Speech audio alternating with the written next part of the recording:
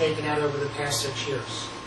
He has chosen, for the most part, for what he has determined are innocent investors, not to claw back any monies less over 1 year if he determined you were an innocent investor. If he determined that you knew or should have known, like the owner of the Mets, he is suing the Mets owner for the entire amount of money the Mets owner has taken out over the past 6 years. So let's take a look at the outcome for FDIC and Civic Insurance.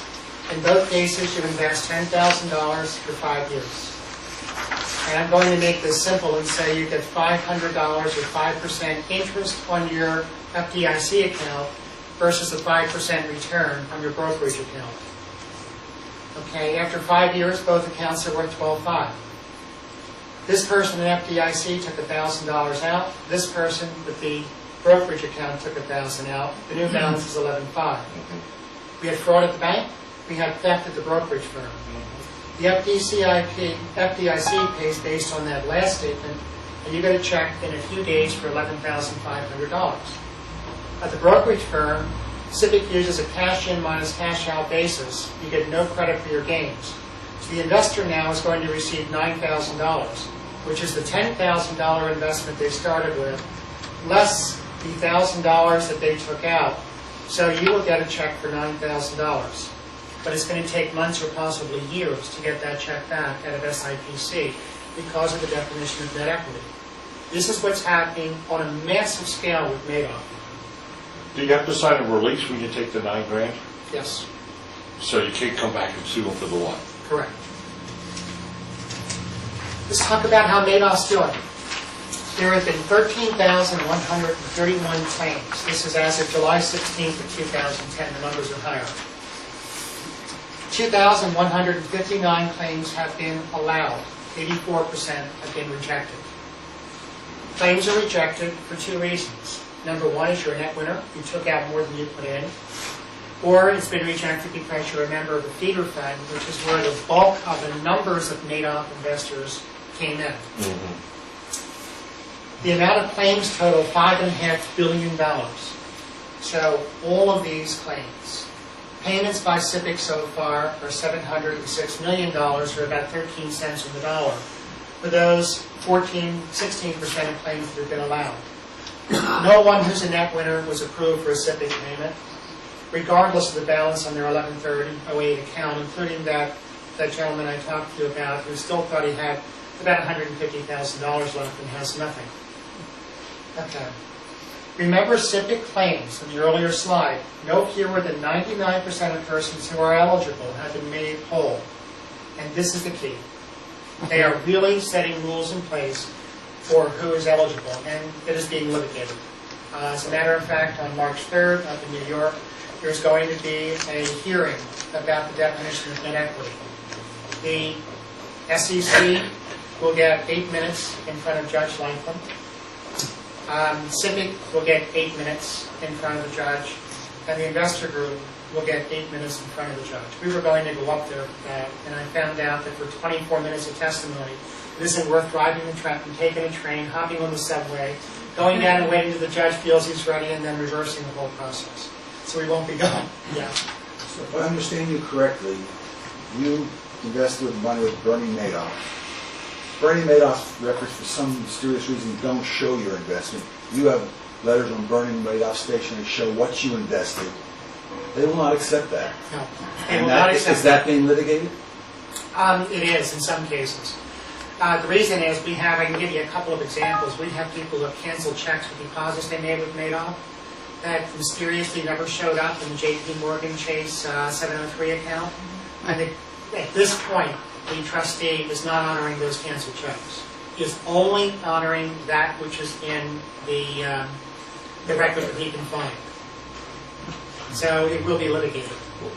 Well, that person who wrote the check, their bank has an electronic record of that check clearing. Absolutely. Now, the wrap accounts, the 1% feeder funds type thing, these magic smart people that put you into a Madoff account, aren't they personally liable? And their net worth and their family's net worth is exposed to this kind of... Remember, there's over 1,000 lawsuits that were filed by the trustee. There are hundreds, if not thousands, of additional lawsuits that have been filed by individual investors against investment advisors that recommended Bernard Madoff Investment Securities. Yes, Most of the feeder funds that were invested with him yes. have since gone bankrupt and shut down. The individuals that were involved in it, even though they were corporations, are being sued personally. Sure. Of course it is. Yeah. How much money they're going to find, Yeah. and how long will it take? Everybody is being sued. Now, can it be sued for damages too? That is, the due diligence that should have been done wasn't done, and by virtue of that, you caused me a pile of grief, so not only do I get my money back, I want 3 times my money back. Absolutely. J.P. Morgan's being sued for $6.2 billion, even though they were a net winner of about $300 million. Okay. Let's talk about why SIPC doesn't want to pay off. Remember that number I showed you, of $5.5 billion worth of claims? Yeah. On December 11th of 2008, SIPC had about $1.5 billion sitting in their bank accounts. Pretty good reason not to want to pay. Money, honey. Gentlemen from California, sure.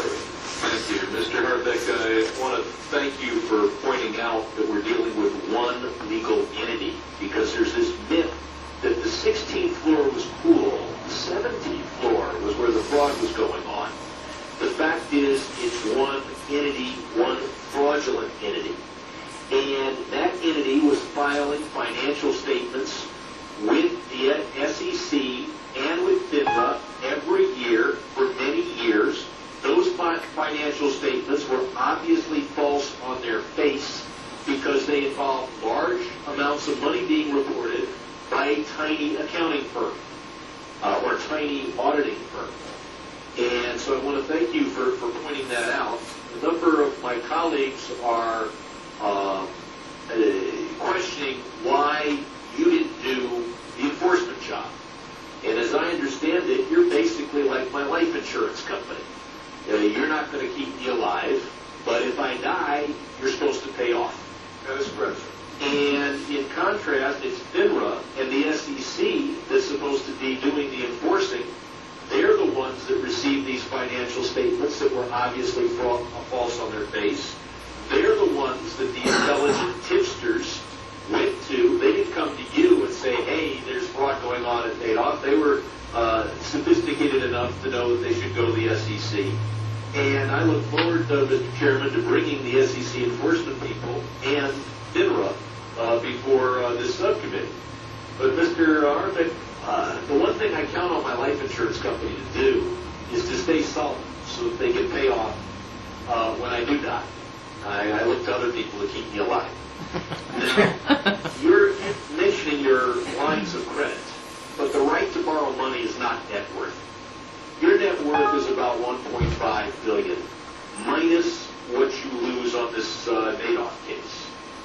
And do you have any reason to think that, well, and we talked about this earlier, you're going to lose, under even a conservative estimate, $1 billion on the Madoff case? It all depends on the claims which we haven't yet received, Congressman. Okay.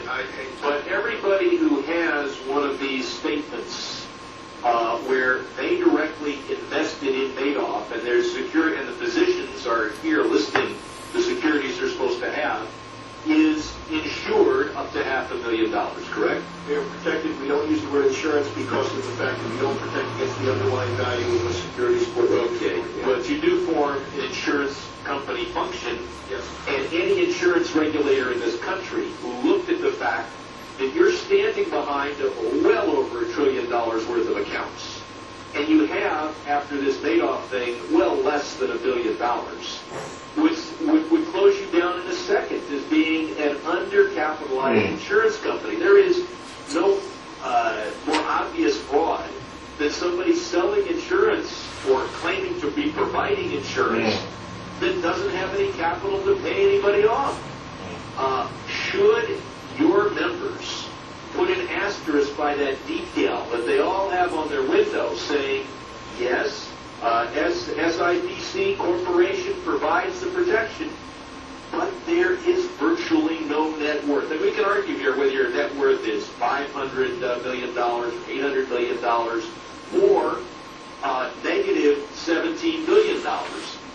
your net worth is trivial or negative compared to the well over $1 trillion of security that you're supposed to be providing the investors in all of our districts, right? We look at the issue of our solvency every board meeting. And what I can tell you is, I'm not asking for solvency, I'm asking for your net worth, your assets minus your liabilities, including the liabilities you have on the Madoff situation.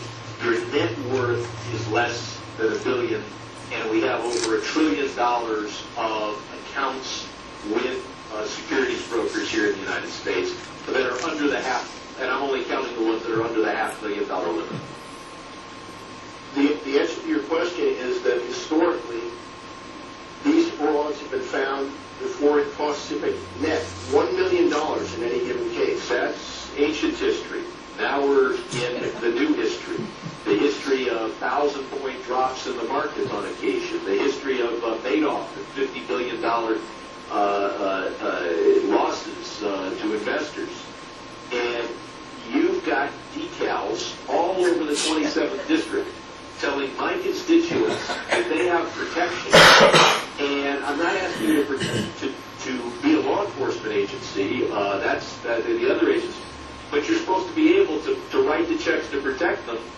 And your account, your net worth is under $1 billion. The first thing that happens when our fund falls below $1 billion is we automatically institute assessments on the securities industry based on their net operating. But you haven't done that yet, even though you're clearly going to lose at least $500 million out of this Madoff thing. You're below $1 billion. You just haven't told your members that. I would expect our board will move on that in January, sir.